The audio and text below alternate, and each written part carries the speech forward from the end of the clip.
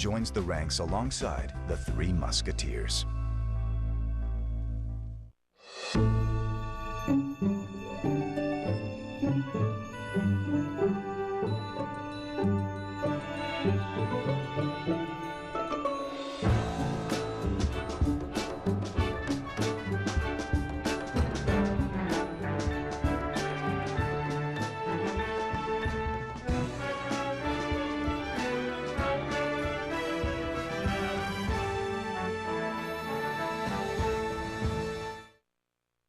Hi, I'm Robert Osborne. We have a full supply of Technicolored swashbuckling adventures tonight with our star of the month, Maureen O'Hara. Maureen never ceasing to take one's breath away, whether photographed by Leon Shamroy, as she was in The Black Swan, which we showed earlier tonight, or by George Barnes, the director of photography on our last film, The Spanish Main. George Barnes is also the cinematographer on our next movie as well. It's called Sinbad the Sailor. It's from RKO in 1947, starring Maureen along with Douglas Fairbanks Jr. and Walter Slezak. In it, Sinbad makes a dangerous trek to an island where great treasure awaits, but maybe not.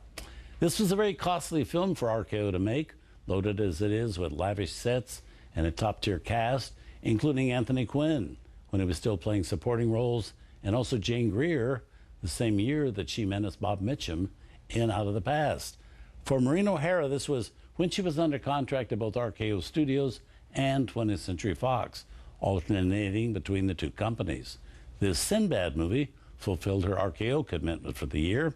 Soon after, she was at Fox making Miracle on 34th Street. Both films released in 1947. Now, Sinbad the Sailor was a particularly important film for Douglas Fairbanks Jr. He was not only taking up his father's swashbuckling legacy, also he was making his first film in 6 years, having spent the previous 5 years on active duty in the Navy during World War II. He'd been concerned that maybe he'd been away from movies so long, he might not have much of a career to come back to. But to his surprise, RKO offered him this film, which was bigger than anything he'd done before the war. It immediately reestablished Fairbanks in the Hollywood front ranks, and not only did he co-star in future films with people like Betty Grable, Maria Montez, and Fred Astaire, but he also began producing films, including one with Betty Davis, and he had his own weekly television series, Douglas Fairbanks Jr. Presents. But here he is in his days as a dashing rogue on film, in a movie which reintroduced him to movie audiences and was soon after followed by more swashbuckling roles in the movies The Fighting O'Flynn and The Exile. From 1947, here's Sinbad the Sailor.